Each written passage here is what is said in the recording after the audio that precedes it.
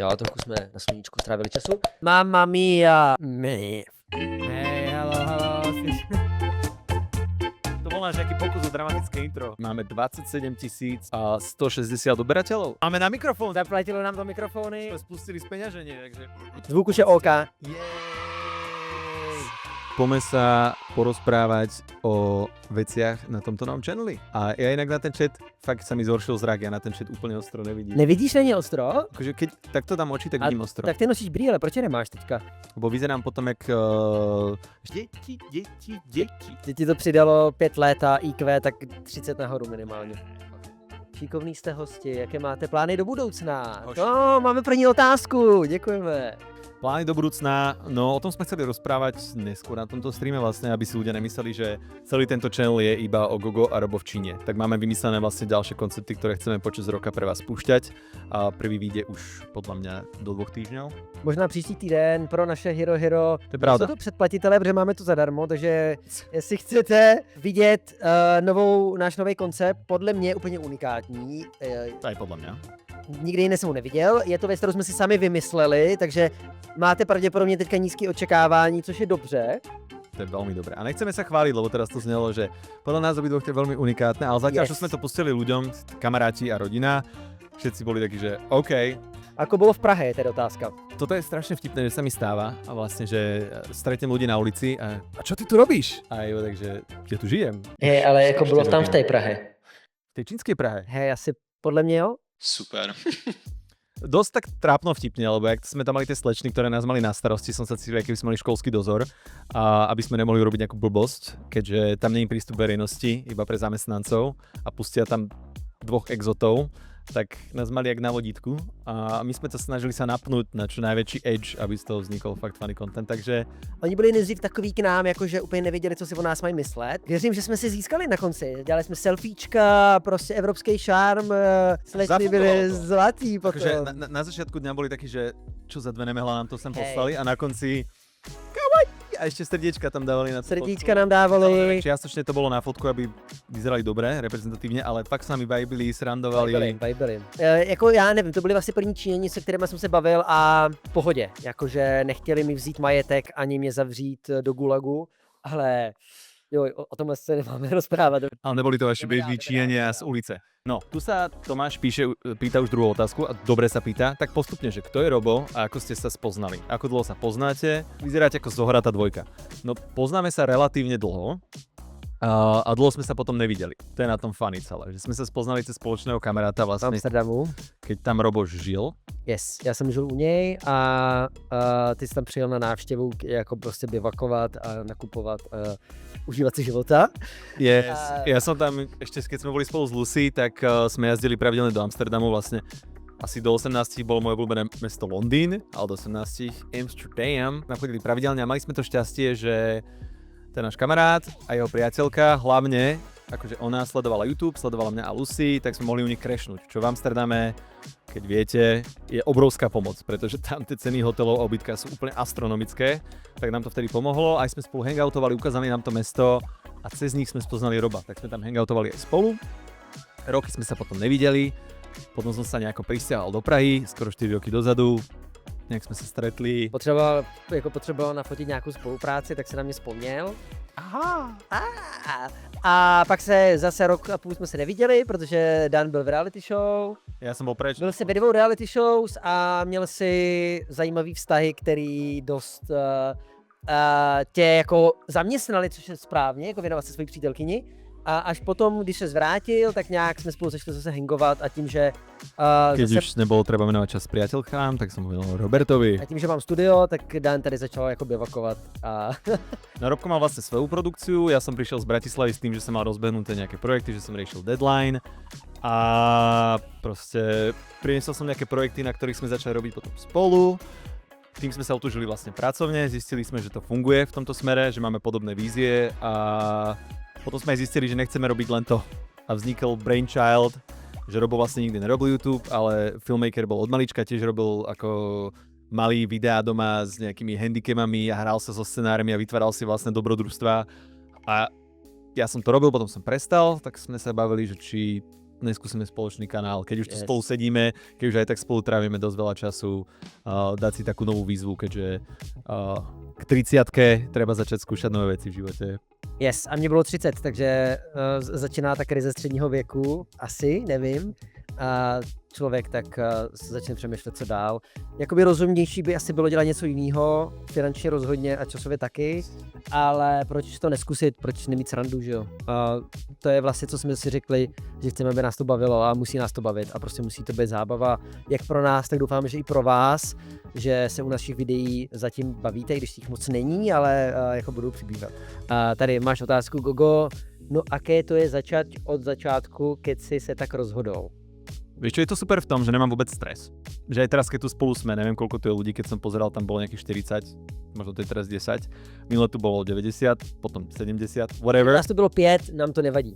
Máme vás rádi. Máme vás rádi a Sme radi, že ste tu. Že to robíš proste tak, jak to cítiš a nemáš tam tie mantinely, tú zodpovednosť. Ja som sa už pristihol potom, že som veci strašne overthinkoval a bál sa hovoriť niečo z toho dôvodu, že by to mohlo byť nehodné, alebo niečo, ja zavriem okno. Dobrý, to zavřít se blíž. Jaký bol ten najviac trápny moment s Robom v Číne? Pre nás osobne nebolo trápne nič, lebo my sme išli fakt úplne s kožou na trh. My sme išli úplne edgy. Bavili jsme se. Hej, protože v té Číně ono... Pre nás to nebylo trapné, možno pre iných. Pro ní to bylo asi trapné, protože Číňani jakoby nezvládají, jsem pochopil, trapný situace, že vlastně se jim radši vyhnou, než bude nějaká konfrontace, že vy v té Číně jste jako takový duch, oni se vás nevšímají.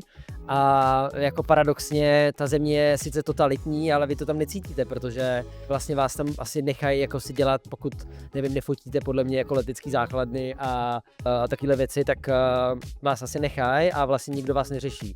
A to je zaujímavé, iba ťa doplním, nechcem ti skákať, že dronovať tam môžete, aj v mestách. To u nás, preto sme si aj nebrali drona, lebo keď sme cestovali v európskych mestách alebo v Amerike, všade sú obmedzenia a tí Číňania to berú dosť odvážne v tomto. Nutella, pretože som jedol. Jaké bylo nejlepší jídlo v Číně? Dobrá otázka.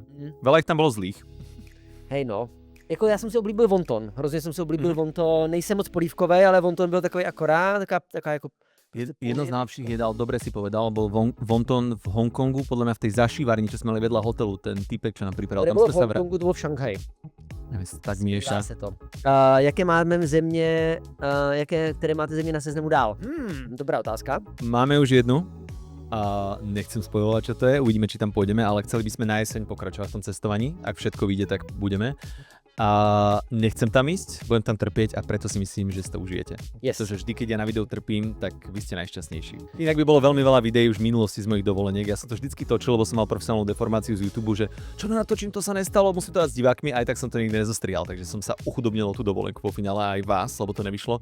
Ale koho zaujíma sledovať proste tú dovolenku a chill? To musia byť výzvy, zaujímavý content. Hej. Prostě někdo to utáhne, někdo je svalnatý, pokérovaný, prostě opálený. Já jsem teda taky opálený, jsem byl dlouházej, ale... Však netočil som si brucho na dovolenke, ale... Hej, já vím, ale my nikoho nezajímáme, jak se Já je to koupíme u bazénu. No, nikoho nezajímá, jak se ty koupíš u bazénu a já se koupu u bazénu. Víš Ale co? tak mal som tam pekné priateľky so sebou, takže aspoň by to zajímalo ľudí. Je, no, teď jsem byl se mnou, takže... Nemyslím teraz, ale... Ježiš, A tá scéna v Las Vegas fejkovom na hoteli, jak tam klikuješ. To bolo vtipné. to jsem se potřeboval trošku napumpovat. Yes. Aký jsou ľudia k cizincom v Číně? Já jsem to zmínil už trošku, vy jste prostě duch, oni se vás, Neviditeľný. oni se vás nevšímají, oni se na vás ani nepodívají. Že oni vás prostě vidějí jako opičáka, jsi jakoby člověk, co přijel někde z Evropy a oni podle mě Evropu musí vidět jako skanzen, že prostě tady žijeme v hradech, takže vy jste pro ně bílá opice, co si fotí prostě vysavač. Jako reálně my jsme si fotili, my jsme byli v tom Shenzhenu například, jste na hotelu a vidíte jako robota, co je jako donášková služba. Pro ně je to úplně normální.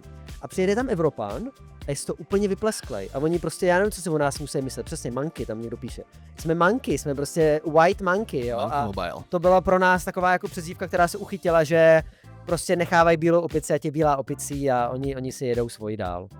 Dostal som sa ku slovu, diváci, čaute, a ja som tu. Prečo Dano pije moč? Tomu som sa chcel vyjadriť, ak som videl ten veľký Kriegel Plzeň na videu, že čo to sakra pijem, ešte keď som to mal vedľa Robovej hlavy, tak to pôsobí fucking huge. To je čierny čaj, ktorý som si robil do Kriegela, milujem ten plzeňský Kriegel, lebo to je akurát veľkosť. Vlastne pol litra čierneho čaja na tento stream je akurát. Bude aj Korea Soul? Nemyslím si, že Korea bude čoskoro, tam som bol pred 2 rokmi a chcem aspoň trošku zabudnúť, aby to nebolo, práve preto bola Čína, aby tie reakcie boli spontánne, šokantné, aby som neukazoval niečo, čo som videl, alebo čo vám ukázali iní youtuberi. Máš sa pýtať, že či som spokojný zatiaľ s tým, ako kanál ide, vieš čo, hej, pretože uvedomujem si, že tam je zatiaľ iba jedna séria, jeden content a čo sa týka, aby ten kanál odporúčalo, cez ten Instagram nejaké teasery sa tam hodil, ale myslím si, že by na to trebalo pritvrdiť ešte väčšou kampaňou na to, aby to bolo viacej vizibilné. A ja dosť očakávam od toho, keď vám ukážeme, čo iné máme v šuplíku, že chytíme inú cieľovku. Lebo teraz to je naozaj iba travel content, dvaja blázni v Číne. Teraz rozšírime. Čo myslíš? Yes, já si myslím, že to je pravda, že... Ty si urobil oči jak Kaliak, ty vole, na tlačovke. Ne. Počkej, já nějak hůř, já čím díl koukám do tohle monitoru. Aj ty nevidíš na to? Mně se zhoršuje zrak během tohle stream. Mali by sme zväčšiť ten fond, už starneme. Máme iba jeden monitor, keď bude 30 000 subscriberov, dáme druhý monitor. A něco zahodí YouTube, tak teď jsme koupili mikrofony, musíme postupně. Pijem Drahé v moč. Číně, není to v Číně vůbec drahé. Paneckých děv. Čína je vlastně docela budget friendly destinace, jakože ty hotely nevíme, to nás pozval Bubo, takže děkujeme ještě jednou. Hej, to sme mali, preto sú ako parťák reklamná prestávka, že oni zabezpečili vlastne ten support, letenky a ubytka, takže... A vlastně to jídlo, všechno je vlastně lacné, to metro je v pohodě. Taxi, my jsme projezdili taxíkama, jsme projezdili k dementi nahoru dolů. Protože prostě vy natáčíte a vy prostě jakoby potřebujete se rychle přemístit, takže to není takový to, že tak teďka se jdu projít a prostě udělám si tady jakoby svůj čas a vy prostě jedete taxíkem přes celé město, abyste něco viděli. Obrovské vzdialenosti a hlavne už sme boli tak vyčerpaní z tých ľudí, fakt, že vy ste v meste, kde žije 10 miliónov ľudí, takže tie energie idú okolo vás, míňajú sa, narážate do nich, chcete chvíľku vydýchnuť a tie chvíle v taxiku boli chvíle pre nás. Sme sa ani my nerozprávali. To bolo také, že no, byli pro nás, ale v nějaký moment Dan přišel na to, že skrz aplikaci, jako skrz překladač, můžete ovládat taxikáře a vždycky nastoupil do nějakého taxíku a ten prostě opičák se ho ptal, jestli si může pustit svoji hudbu a ten taxikář to v životě jakoby jako neřešil, protože Číňan asi jako nechce pouštět prostě přes repráky svoji hudbu. A on tam prostě, když už se naladil, když už jsme se dostali přes tu jako komunikační jako bariéru a Dan už byl prostě, že whatever, mi tam pust něco, tak tam pouštěl prostě, ty jsi tam měl prostě random shuffle, jako klasika, to bylo dobrý. Cez house, rap, nějaké slovenské vypalovačky. Ještě mám pro tebe dárek, jsem ti přivez, dárek z To je taký bonus na záver, dúfam, že to nedemonizujú, ale... Nějaký časopisy, abych mu přivez. A tak jsem mu a Robko mi priniesol špecifické časopisy. Výborné. Tak já to ukážu na sekundu, jo? Ať nedostanem strike. 3, 2, 1. A nic tam nebylo, je to slečná, jenom co se kouká do Možno ukázať normálne. A to kvôli tomu nedostaneme strike. Ja som dostal tvoja. Ja som dostal DVDčko. Ja som dostal toto. A sú to vlastne v Japonsku sa odčítajú knižky opačne. A Vládko, čo si budú myslieť priateľky o tom, že? A že pohode, pozrieme sa spolu. Tak sú to proste fotky v plavkách. Je to magazín prádla, viete, akože ja som celkom na módu. To je záclona. Oni totiž v Japonsku nemůžou, podle mě na to mají zákon, že nemůžou jet jako vyloženě odhalený content. A vlastne v pornografii v Japonsku nevidíte ústroje, oni sú cenzurované, čo je zvláštne, pretože v Japonsku je zase kultúra tentacle porn a neviem aké milión iných vecí, ktoré nám prídu nechutné, oni to berú ako úplnú pohodičku. Takže tá mentalita v tomto je veľmi odlišná. A ještě mám pro tebe jeden dárek a musíš zavřít oči. Boha. Máš? Sarák som na streame, no. Mám. Ne. Jo! Dojesol to!